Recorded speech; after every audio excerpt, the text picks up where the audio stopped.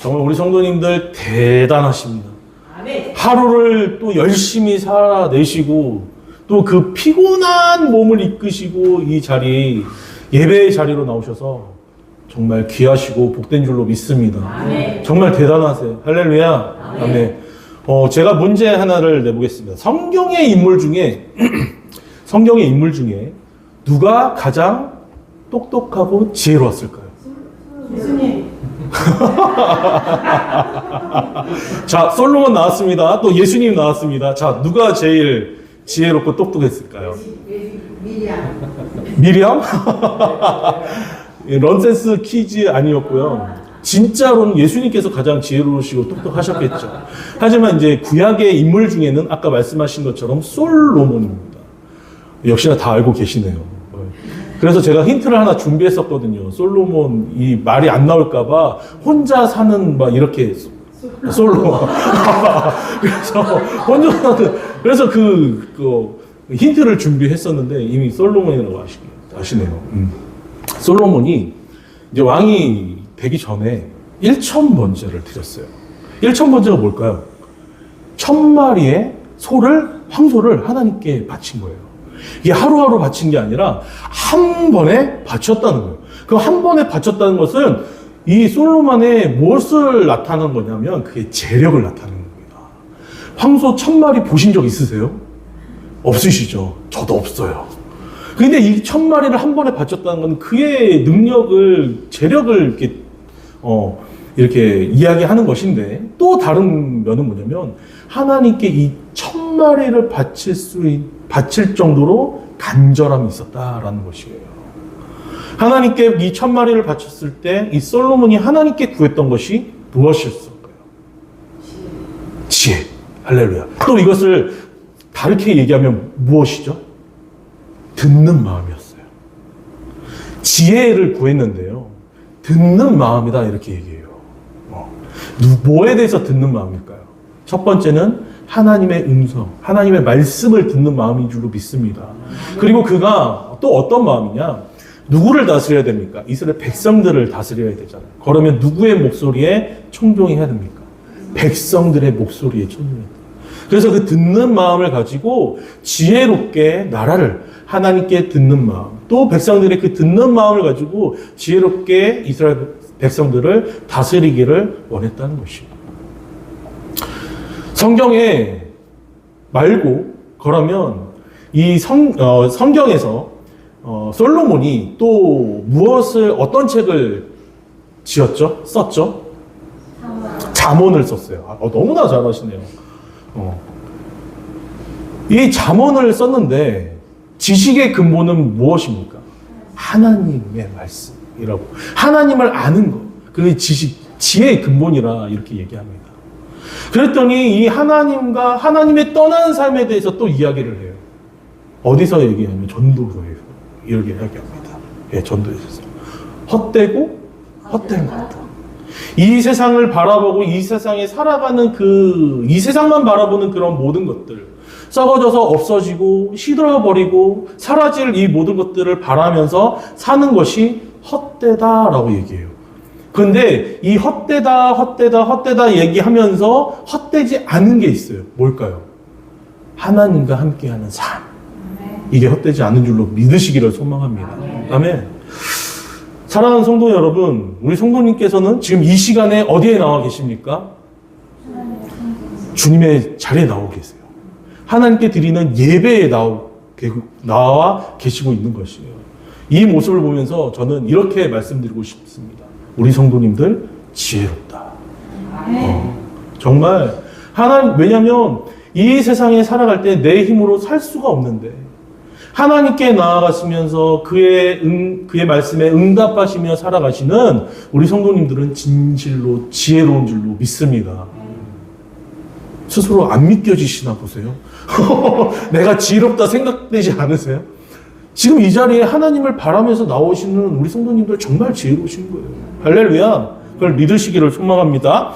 인류의 문명이요 초기에는 매우 느리게 발달이 됐습니다. 근데 이 초기에는 수렵과 채집, 그 생활에서 또 어디로 변화가 됐죠? 농업으로 이렇게 바뀌잖아요. 근데 이렇게 점진적인 변화를 겪었는데요.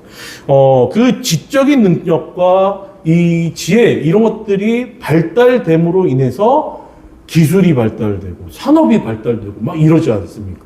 그러니까 옛날에는 몇백 년 걸렸던 것들이 지금에는 몇십 년, 그리고 몇 년 밖에 걸리지 않는 그런 압축된 시간을 보내고 있다는 것이에요.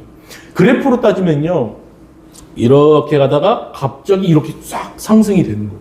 이게 우리의 삶의 빠르기, 그리고 지식과 지혜의 발달로 인해서 이런 상황이, 환경이 발생되고 있다는 것입니다. 그러면서 우리가 기술이 정복되어지고 있어요. 더 나은 기술, 더 좋은 기술로 정복되어지고 있는 것입니다. 지식은 쌓이고 그 지식으로 바탕으로 뭐가 쌓일 거예요? 또 지혜가 쌓이는 것이에요. 지혜가 쌓이면서 그 모든 것들이 결합되고 활용되어져 갑니다. 그래서 시간이 지남에 따라 그 발전의 속도도 급격하게 빨라지는 것입니다. 기술 발전과 그 발전된 과학의 영향으로요, 그 발전 속도는 폭발적으로 증가하는데, 그것과 함께 무엇이 발달되냐면 우리의 삶도 크게 변화가 된다는 것이에요. 기술과 그 과학의 발전은 우리가 생각지도 못하는 그런 미지의 세계로 우리를 항상 초대를 합니다. 우리가 항상 뭐 갖고 다니죠? 핸드폰 갖고 다니죠. 이번에 큰 사건이 터지세요. 혹시 그거 쓰시는 분 있어요? 그 통신사? 예. 저도 거기 다 쓰거든요. 저희 부모님들도 다 써요. 그런데 이걸 어떻게 해야 되나. 근데요, 이게요, 우리가 지식과 이런 것들을 의지하다 보니까 그런 일이 생겼을 때 우리가 대처가 또 안 되는 거예요. 우리가 또 이렇게 휴대폰을 가지고 가면서 옛날에는요, 이런 적이 있었어요. 만약에 다른 나라, 지금 이거 세계가 지구촌이라고 하고 글로벌이라고 시대라고 얘기를 하지 않습니까? 그러면 인터넷이 발달하면서요, 우리가 다른 나라 사람들과 만나는 것이 굉장히 쉬워졌습니다. 그죠? 예전에는요, 그들이 오던가 우리가 가야 됐어요. 외국인이 이렇게 외국인이 본다는 것들이 이렇게 쉽지 않은 삶 속에 살았는데, 지금은 영상으로나 아니면 우리 핸드폰 갖고 다니는 그것에서 통해서 쉽게 외국인들을 만날 수 있는 그런 삶을 또 살고 있는 것입니다. 이 작은 상자 안에서요, 그 세계의 그 모든 소식을 듣고 접속합니다. 지금은 지식과 정보가 엄청나게 넘치는 우리가 삶을 살고 있어요. 지식과 정보만 있나요? 많은 설교의 홍수 속에서도 우리 성도님들은 살고 계십니다. 유튜브로 다른 교회나 유명한 목사님들의 그 설교를 접해보지 않으셨습니까? 접해보셨을 거예요. 근데 진짜 신기한 게 뭐냐면요, 이 세상에 우리나라에 정말 많은 목사님들, 정말 유명한 학자들 그 설교 말씀을 듣는데 삶이 변하지 않는 그런 그리스도인들이 넘쳐난다는 사실도 참 재미있는 것 같아요. 사랑하는 성도 여러분, 우리가 이 설교가 넘쳐나지만 그거를 우리의 지식으로만 받아들이는 것이 아니라 그것이 우리의 삶으로 드러내지며 하나님의 말씀이 살아내시기를 소망합니다. 과학이 발달되고 세상의 지식과 정보가 아무리 넘쳐난다고 하더라도 사람의 인생은 짧을까요? 짧아요. 너무나 잘하시네요. 사람의 인생은 너무나 짧은 거예요. 그래서 그 모든 지식과 지혜를 담아놓을 수가 있습니까? 없어요. 제가 하나 질문해 볼게요. 양자 물리학이 뭘까요? 모르시죠? 컴퓨터가 CPU가 있는데요. 이 CPU가 나노미터로 막 이렇게 쪼개진대요. 이런 말 모르시잖아요. 뭐에 관심 있으세요? 오늘 반찬 뭐 할까? 아니면 유튜브에서 오늘 음식을 어떤 조리법으로 할까라는 이런, 예전에 그 김성창 집사님이 가지덮밥을 해주셨는데 유튜브를 보고 해주신 거예요. 맛있으셨어요? 맛 없으셨어요? 너무 맛있었죠. 그러니까 우리가 막 이런 지식이 하면서 어떻게 활용을 막 합니다. 근데 우리 인생이 너무 짧기 때문에 우리가 그 폭넓은 모든 지식과 지혜를 우리 안에 담을 수 없는 거예요. 지식과 알매 영역에 대해서는 한계가 있고 또 지혜에 대해서도 한계가 있는 것입니다. 우리의 또 실질적인 그런 삶의 영역은 또 어떨까요? 우리가 살아가면서 지혜 있다고 이야기를 하는 분들이 있어요. 행동을 보시고 이 사람의 그 삶의 행동을 보거나 아니면 어떠한 사람들이 만날 때 이렇게 말하는 거나 이런 것들을 보시면서 지혜 있다 이렇게 얘기를 해요. 이 지혜 있다가요, 어떻게 보면요, 좀 이 사람이 지적이다, 똑똑하다 이런 것들도 있는데 또 하나는 대처를 잘한다 라는 것도 이 영역 안에 있는 것입니다. 사람과 사람의 관계에 사용되는 지혜가 있고요. 또 어떠한 일을 뭐 직업적으로나 사업적으로나 어떠한 일을 추진할 때 지혜롭게 하는 그 영역이 또 있는 것이에요. 또 관계적으로 지혜로운 사람이 있고요. 일적으로 또 지혜로운 사람이 또 있는 것이에요. 이게 지혜 영역과 분야가 또 다릅니다. 저는 그런 얘기를 많이 들었던 것 같아요. 어떠냐면 일을 할 때 지혜롭게 해야 된다. 이런 말 들어보셨어요? 그게 어떻게 보면 되게 자존심이 상하더라고요. 나 나름대로 일머리 있는데? 라고 생각하는데 지혜롭게 해야 되다 보면 이상하게 방어 기제가 이렇게 딱 나오는 거예요. 하면서 뭐라고 하세요? 이렇게 살짝 이렇게 보면서 이렇게 너나? 많이 해보셨어요? 그런 얘기들도 해요. 이게 뭔가 이렇게 그런 내가 뭐 잘못한다라는 그런 것들이 지적당하는 것 때문에 또 이거 반응하기도 한다는 것이에요. 세상의 이 모든 지혜는요, 결국에는 내가 이 세상의 삶을 잘 살아내기 위해서 필요한 것들입니다. 또 자신의 꿈을, 그 목적을 잘 이루어내기 위해서 또 필요한 것들이에요. 그렇다면 이 지혜와 지식이 많다는 것은 도대체 하나님과 무슨 관계가 있을까요? 다음 세상, 그 내세의 삶, 우리가 죽어서 살아가는 그 다음 세상의 그 삶과 무슨 연관이 있을까요? 지혜가. 인간 세상의 그 지식과 지혜를 우리는 겸비할 수가 있습니다. 살아오면서 축적이 되면서 겸비할 수는 있어요. 하지만은 이 세상의 지혜와 지식으로 하나님을 만날 수 있는 그 지혜와 지식은 없다는 것입니다. 그리고 하나님을 알 수 있는 지혜까지도 우리 사람 스스로가 가질 수가 없습니다. 하나님께서 스스로 우리에게 계시해 주지 않는 이상, 하나님께서 직접 나를 만나 주지 않는 이상 내가 하나님을 알 수 있는 방법이 없고 또 하나님을 경험할 수 있는 방법이 없다는 것이에요. 사랑하는 성도 여러분, 우리 사랑하는 성도 여러분께 하나님께서 찾아오신 줄로 믿으시기를 소망합니다. 그래서 하나님을 아실 수 있는 지혜가 생기신 거예요. 예수 그리스도의 그 십자가로, 그 십자가의 사건으로 하나님을 알 수 있고 하나님께 나아갈 수 있는 길이 생기신 줄로 믿으시기를 소망합니다. 고린도전서 1장 21절 말씀이에요. 하나님의 지혜에 있어서는 이 세상이 자기 지혜로 하나님을 알지 못함으로 하나님께서 전도에 미련한 것으로 믿는 자들을 구원하시기를 기뻐하셨도다라고 얘기합니다. 무엇이라고 얘기합니까? 이 세상에 자기 지혜로는 누구를 알지 못한다고요? 하나님을 알지 못한다라고 얘기해요. 그러면서 하나님께서 전도에 미련한 것으로, 우리가 전도를 하지 않습니까? 어떻게 하세요? 어떻게 하세요? 전도지 가지거나 아니면 전도 물품 갖고 가서 뭐라고 말씀하세요?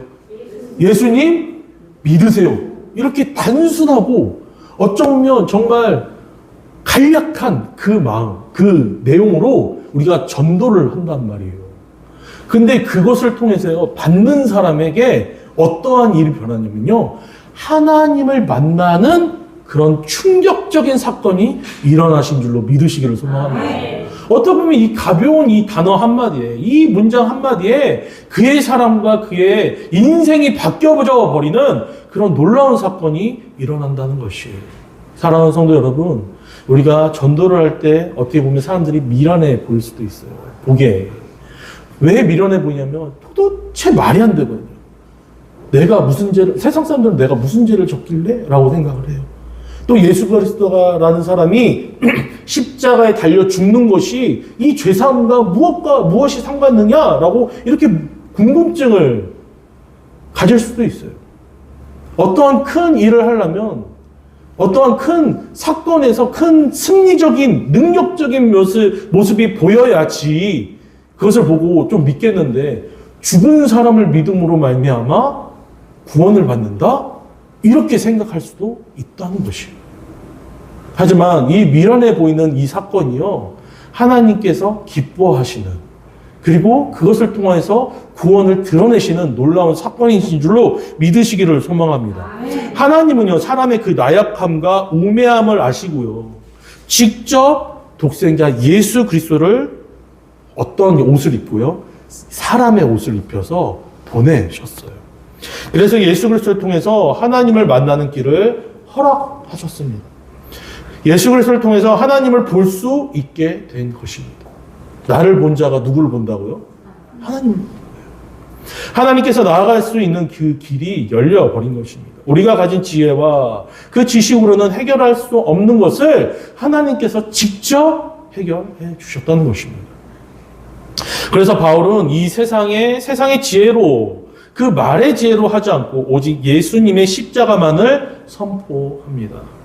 그것이 사람에게 대하여 하나님을 만날 수 있는 지혜의 통로이기 때문에 과감 없이 전하는 것입니다. 그 모습을. 어찌 보면 세상에 가장 미련한 모습이 있지만 그것이 구원의 통로가 되는 아주 놀라운 사건이 된다는 것입니다. 바울이 이 미련한 복음, 그 선포에는요, 능력이 있고 힘이 있었습니다. 그 이유는요, 성령님의 능력이 거기서 나타나기 때문이에요. 이 고린도 사람들이 어떤 사람들이라고 했죠? 지적인 것들을 추구하던 사람이에요. 이성적인 것들을 추구하던 사람이에요. 그의 삶의 대화는요, 철학적인 걸로 넘쳐났다는 것이에요. 그런데 그렇게 이성적이고 지적이고 철학적인 것들의 그 삶 가운데 녹아져 있는 그들에게 바울은요, 사람의 말로 하는 것이 아니라, 사람의 지혜의 말로 하는 것이 아니라 오직 예수 그리스도의 십자가를 전했다는 것입니다. 어떻게 됐을까요? 고린도 교회가 생겨나지 않았습니까? 예수님을 알고 믿는 사람들이 생겨났다는 것입니다.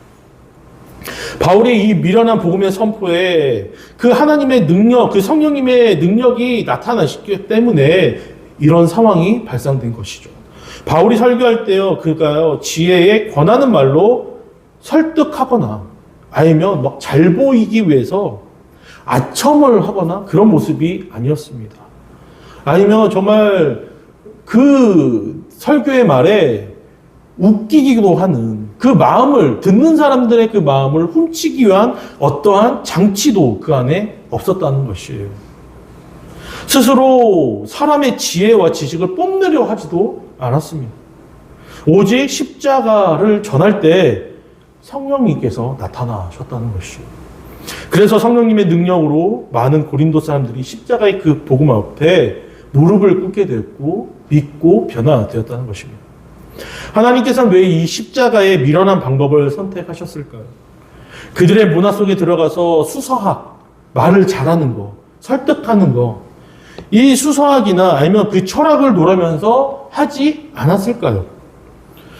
어찌 보면 이 보잘것없고 힘없는 그 비주류의 모습을 가지고 왜 하나님께서는 일을 하셨을까요?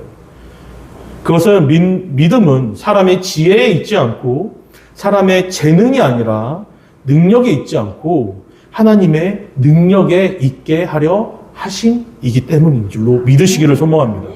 곧 사람의 믿음과 회심, 즉 하나님을 믿는 것과 그 거듭남은 사람을 180도로 바뀌게 변화시키는 것은 사람의 말에 있는 것이 아니라, 사람이 어떤 행동에 있는 것이 아니라 하나님의 능력, 성령님으로부터 오는 것인 줄로 믿으시기를 소망합니다. 할렐루야.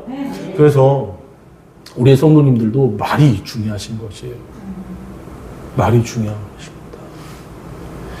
어떠한 힘든 성도님이 있으면, 아니면 이 결핍의 마음이든 뭐 생활이든 이 결핍에 있는 영혼이 있으면 찾아가셔서 말씀하시기를 소망합니다. 아멘. 어떤 말씀을 하셔야 할까요? 네? 네? 주님 말씀하세요. 예수님 말씀하시기를 소망합니다. 그러면 우리 성도님들의 그 입술을 통해서 하나님께서 그 영혼을 만져주실 줄로 믿으시기를 소망합니다. 할렐루야. 그래서 이 세상의 최고의 지혜는 무엇일까요? 할렐루야. 2장 9절 말씀입니다. 기록된 바 하나님이 자기를 사랑하는 자들을 위하여 예배하신 모든 것은 눈으로 보지 못하고 귀로 듣지 못하고 사람의 마음으로 생각하지도 못하였다 함과 같으니, 이 이야기는 뭐냐면요, 9절에 하나님께서 성령을 통하여서 자기를 사랑하는 자들을 위하여 주신 모든 것이라고 얘기해요. 이 모든 것은 바로 십자가입니다. 십자가. 눈으로 본 적도 없고요, 귀로 듣지도 못했고 사람들의 마음에 떠오른 적이 없는 그것으로 하나님을 알게 하고, 할렐루야, 또 예수 그리스도를 믿음으로 구원으로 나아가게 하시는 것, 이것이 큰 지혜인 줄로 믿으시기를 소망합니다. 죽음 당함으로요 영원한 생명을 갖게 하는 것, 이거는요 그리스도인 믿음이 있는 사람이니까 이것이 이해되지요. 세상 사람들은 이해를 못하는 것이에요. 왜일까요? 죽음은요 모든 것의 마침표를 이야기해요. 끝이라고 생각하지 않습니까? 세상 사람들은 그렇게 생각을 해요. 그래서 이 세상의 지금의 삶에 집중하고 어떻게 하면 더 잘 살까? 어떻게 하면 남보다 더 높은 위치에 오를까 하고 어떻게 합니까? 애쓰면서 사는 거예요. 그렇게 죽음은 모든 것의 끝이라고 생각하지만 하나님께서는 그것을 완전히 바꾸셔서 다시 살아남으로 하나님께 나아가는 문이 열리게 하셨고 길이 열리는 것을 보여주셨습니다. 이 모든 깨달음은요 사람의 생각으로 할 수 있는 것이 아니라 성령으로부터 오는 것이다 라고 이야기를 합니다. 누구로부터 온다고요? 성령으로부터. 성령을 통해서 이런 일들이 우리에게 하나님께서 계시해 주신다고 얘기하는 것이에요. 11절 말씀처럼 사람의 마음은 그 안에 있는 영이 잘 알듯이 하나님의 마음은 하나님의 영이 잘 아는 것입니다. 그 영은 성령인데 우리에게 성령을 보내주셔서 하나님의 영을 통하여서 하나님의 생각과 지혜를 깨닫게 해 주시는 것이요. 우리 12절을 함께 말씀 한번 읽어보실까요? 12절 말씀입니다. 시작. 우리가 세상의 영을 받지 아니하고 오직 하나님으로부터 오늘 받았으니 이는 우리로 하여금 하나님께서 우리를 계시는 것을 알게 하려 하십니다. 할렐루야. 아멘. 우리의 능력으로 받은 것이 아니고 어떠한 선한 행함으로 받는 것도 아니고 내가 어떠한 했던 행위의 대가로 받는 것도 아니고 오직 하나님의 무엇으로 받았다고 얘기합니까? 은혜로, 선물로 받게 된 것입니다. 성령은요, 그 받은 사람들은, 성령을 받은 사람들은 사람의 지혜로 살아가지 않습니다. 무엇으로 살아갈까요? 성령님의 인도하심과, 할렐루야, 그 가르치심과 깨달음, 할렐루야, 그것을 경험하면서 살아가게 되는 것입니다. 그래서 그리스도인들에게 필요한 지식은요, 하나님을 아는 지식이 필요한 거예요. 예수님이 누구신가라는 그런 물음과 그 궁금증을 해결해 나아가면서 살아가야 한다는 것입니다. 오늘 뭐 먹지? 오늘 어떻게 하지? 오늘 뭐 TV에서 재밌는 드라마를 하나? 이런 것에 집중해서 사는 것이 아니라 예수님이 누구신가? 도대체 그가 누구기에 나를 위해서 십자가에 달리셨나? 그러면 그 예수님이 가신 그 길은 무엇인가? 라고 하면서 그 궁금증과 고민 가운데 살아가야 한다는 것입니다. 그러면 누가 성령님께서 그 지혜를 통해서 어떻게 하십니까? 알게 하시고 깨닫게 하시고 또 그 지혜를 받아서 살아가게 하시는 것입니다. 아멘. 믿으십니까? 아멘. 모든 상황 가운데 보혜사 성령님께서 나의 카운슬러가 되시는 것이에요. 나를 이끌어 가시는 것이에요. 나에게 조언해 주시는 것이에요. 사랑하는 성도 여러분, 그렇게 성령님의 인도하심을 받기를 소망합니다. 아멘. 13절 그 마지막 절에는요, 영적인 일은 오직 성령이 가르치신 것으로 하니 영적인 것으로 분별하느니라 라고 이렇게 얘기해요. 사랑하는 성도 여러분, 영적인 것이다 라고 이렇게 딱 질문을 드렸을 때 어떤 것들이 떠오르십니까? 영적인 것들.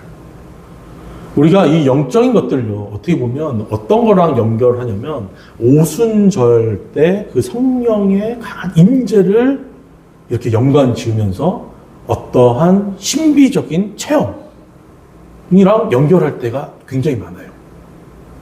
물론 예언하고 그리고 어떤 방언이나 이런 것들도 영적인 것이라고 얘기할 수 있을 것입니다. 하지만 그것들이요, 어떠한 사람들에게 나타나지만 어떠한 사람들에게는 나타나지 않아요. 그러면 그것이 나타난 사람들만 영적인 사람들일까요? 나타나지 않는 사람은 영적이지 않고 수준이 낮은 사람일까요? 육에 속한 사람일까요? 아니에요. 영적이라는 것은 뭐냐면 성령을 받은 사람들이라는 얘기예요. 그래서 그 영적인 것들은요, 영적인 사람은 성령이 내 안에 있기 때문에, 예수 그리스도를 믿음으로 말미암아 성령이 내 안에 있기 때문에 영적인 사람은 무엇을 할 수 있냐면요, 분별을 할 수 있는 것이라고 얘기하는 거지. 분별은 무엇을 이야기합니까? 분별은요, 여기서 조명이 지금 어두운 밤이지 않습니까? 그러면 여기 지금 조명을 다 끄면 제 얼굴이 잘 보일까요? 안 보일까요? 우리 옆에 계신 성도님들의 얼굴이 잘 안 보일까요? 안 보일까요? 안 보여요. 볼 수가 없어요. 하지만 빛이 있으면 어떻게 돼요? 잘 보이시죠? 우리 옆에 계신 성도님들 얼굴 한번 보실까요? 보이세요? 이뻐요? 아름다우시죠? 이 분별하다는 거 보면요, 어두움이 거쳐져서 빛으로 말미암아 보이게 되었다라는 것을 이야기하는 거예요. 이전에는 못 보고 이전에는 알 수 없던 것들이 예수 그리스도를, 그러니까 성령을 통해서 보게 되니 알 수 있고 보게 되어 있는 것이에요. 예전에는 세상의 그런 방법과 문화와 가치관으로 살았다면 그것이 다인 줄 알고 살았는데, 예수 그리스도를 믿으니까, 성령님이 내 안에 내주하시니까 이제 그 삶이 아니구나라는 것을 분별해낼 수 있는 것이에요. 그것으로 더 나아가면 어떻게 하냐면 이것이 하나님의 일인지 아닌지, 성령님께서 하시는 일인지 아닌지, 내 의를 위해서 하는 것인지, 이것이 분별되어지는 것, 이게 바로 영적인 일이라는 사실을 깨달으시기를 소망합니다. 아멘. 그래서 어떤 능력을 위해 영적인 얘기라고 하는 것이 아니라 성령님을 통하여서 분별되어지는 것, 이게 영적인 일이라는 것이에요. 그래서 형체를 잘 알아보고 구석구석까지도 알아보는 것이에요. 거짓과 진리를 분별을 하고, 또 사람의 일과 누구의 일일까요? 하나님의 일을 분별하는 것이에요. 이게 악한 영이 하는 거구나, 이게 성령께서 인도하시는 것이구나, 이것들이 이제 분별되어지는 것입니다. 이 신령한 것이 그 영적인 것이라고 14절에 육에 속한 사람을 또 이야기를 합니다. 이 육에 속한 사람들은 어떤 얘기를 하면요, 그 자연에 속한 사람이라는 것이에요. 자연적인 사람, 곧 그 안에 성령이 없는 사람을 이야기하는 것이에요. 성령이 없는 사람은 어떻게 살아갈까요? 이런 사람들은요, 인간적인 생각을 해요. 자기 중심적인 생각을 하면서 자신의 자아로 살아갑니다. 또 어떻게 살아가냐면요, 본능대로 살아가요. 사자가 있어요. 사자가 굶주리면 무엇을 할까요? 사냥을 해요. 근데 그 사냥을 하는데요, 쫙 갔다가 뭐예요? 기다려요. 그러다가 왕 하고 잡아먹습니다. 아멘. 본능대로 살아가는 거예요. 이 본능대로 살아가는 건 뭐냐면요, 내가 성공해야 될 거, 그리고 누가 나에게 상처 주는 거에 대해서 이렇게 반응을 다 하면서 살아가는 거예요. 내가 성공하려면 어떻게 해야 돼요? 참고 인내하면서 그것만 바라보면서 여러 가지도 막 이렇게 싸우면서 전진하고 전진해요. 내 중심대로. 이것이 하나님의 일인지, 또 하나님께서 어떻게 길을 여시는 건지, 이거에는 관심이 없어요. 그냥 내가 열심히 하면 그것을 이룬다고 생각을 하고, 또 어떤 이가 쿡 찔러요. 어떻게 찌를까요? 찌를 때. 권사님, 찌를 때 어떻게 찔러요? 송곳으로 찔러요. 그냥 찌르면 이게 요즘 사람들은 이제 자기밖에 모르는 딱 찔러도 이게 반응이 없으니까 송구스러져. 그만큼 거친 말. 아니면 다 당해보셨나 봐요. 그러니까 이런 것들로 찌르는 거예요. 그러면 어떻게 해요? 내가 한 대 때리면 이 사람 나 몇 대 때려요? 때리니까 더 오던데. 네, 때리면 이게 한 대 때리면요, 너 나 때렸어 하면서 막 2대 때리는 사람도 있고요. 아니면 진짜 있는 힘껏 때리는 사람도 있어요. 본능대로 내가 당한 만큼 어떻게 한다? 갚아준다. 참으니까 안 하더라. 그렇단 말이에요. 그 삶에 이게 본능으로 살아가는 것이에요. 배고프면 배고픈 대로, 아니면 이것이 나와 무슨 상관인지 막 이런 것들 고민이 하나 없이 그냥 길 보이는 대로 나아간다는 것입니다. 성령님의 인도하심으로 그 반응하면서 그의 주의 뜻대로 살아가는 사람의 모습은 아닐 것이에요. 그래서 하나님의 그 구원 사역이 그들의 이성과 지식으로, 지혜로는 전혀 이해될 수가 없는 것이에요. 받지를 못하고 그것을 받아들일 수도 없는 것입니다. 세상의 그 자연인들에게. 15절 말씀에 신령한 자는 모든 것을 판단하나 자기는 아무에게도 판단을 받지 아니하느니라 라고 이렇게 해요. 신령한 자는 뭐 한다고요? 모든 것을 판단한다 이렇게 얘기해요.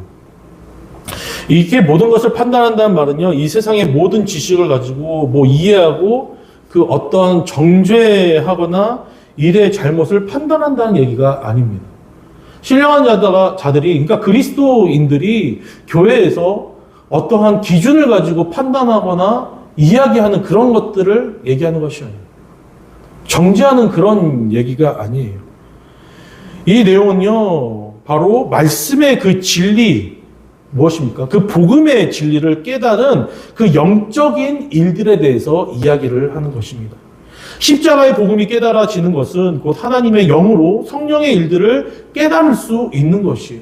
이것은 뭐냐면 무엇이든지 하나님 주의 마음으로 보고 성령님의 인도하심을 따르면서 판단한다는 것이에요. 그렇기 때문에 자기는, 그리고 그것으로 판단하고 자기는 아무에게도 판단을 받지, 그러니까 다른 이에게 정죄를 받지 않는다는 것이에요.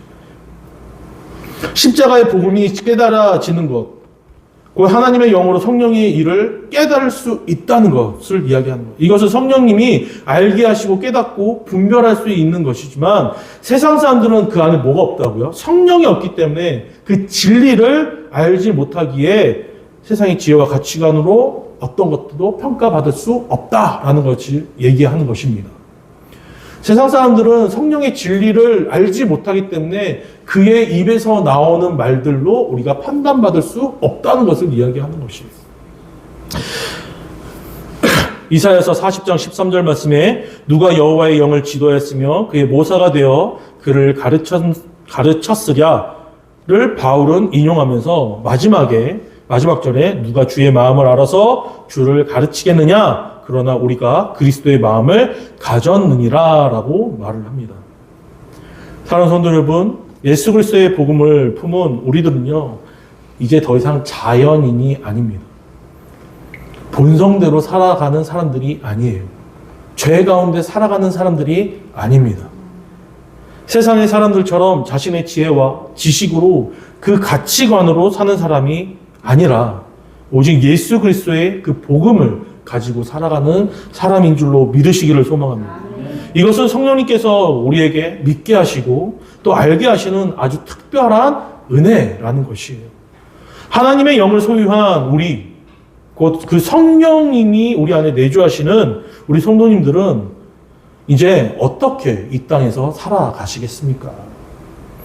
내가 복음으로 사는 것이 아니라, 오직 내 뜻대로만 살아가는 것이 아니라, 내가 보여지는 것에 반응하면서 살아가는 것이 아니라, 내가 기준이 돼서 다른 이들을 정죄하는 것이 아니라, 심지어는 내 믿음조차도 내가 기준이 되어서 다른 이의 연약함을 가지고 이야기하는 것이 아니라 오직 예수 그리스도의 마음을 품고 그 마음으로 살아내시는 우리 성도님들이 되시기를 소망합니다.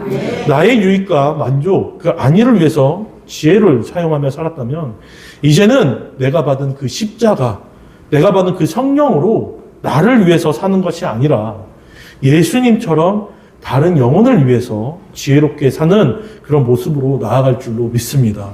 세상에서 잘 사는 법은요, 예수 그리스도를 아는 것이에요. 그것이 바로 지혜롭게 사는 것입니다. 그것이 바로요, 정말 지혜로운, 왜 이 땅에 집중하는 것이 아니라 앞으로의 그 천국의 삶에 소망하고 집중하면서 살아갈 수 있기 때문이에요.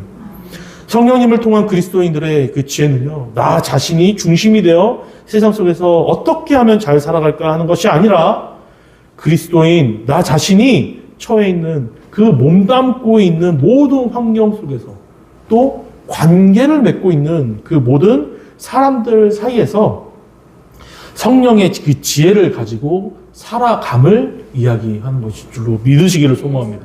그리고 나를 위해서 사는 지혜가 아닌 구원받지 못한 그 영혼들을 위해서, 영혼 구원을 위해서 살아가는 것이 지혜가 충만한 삶인 줄로 믿습니다. 아멘. 우리가 그렇게 살 때